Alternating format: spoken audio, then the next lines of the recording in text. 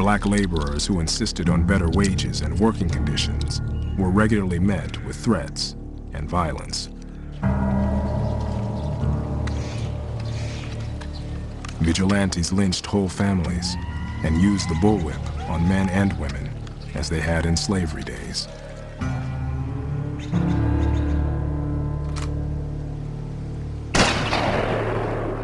In 1865, more than 2,000 black men, women, and children were reported murdered in Louisiana alone.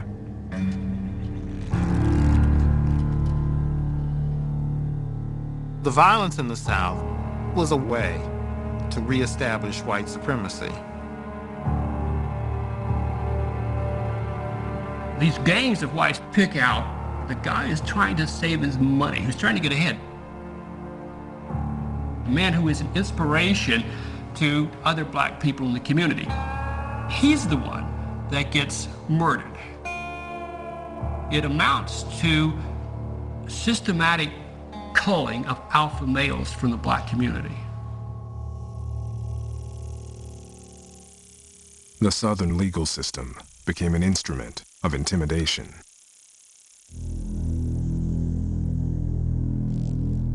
Louisiana, Texas, South Carolina, Mississippi, and Florida passed laws that virtually prohibited freedmen from any work except as field hands. The laws were called Black Codes. The aim was slavery without the chain. The Black Codes were laws passed to control and restrict and constrain the lives of the freed people, essentially rendering them bondsmen again under law.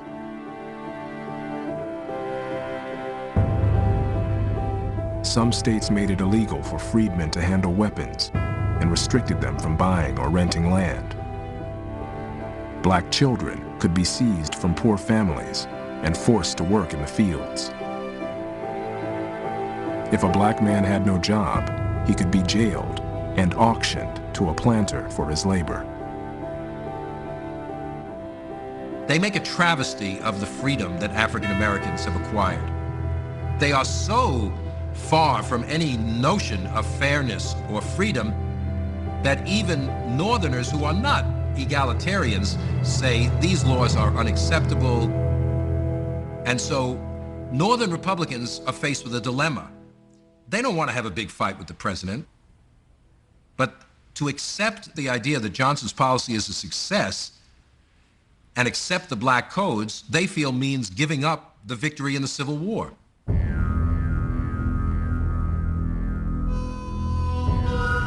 To Louisiana's black veterans, one freedman offered this advice: "I would say to every colored soldier, bring your gun home."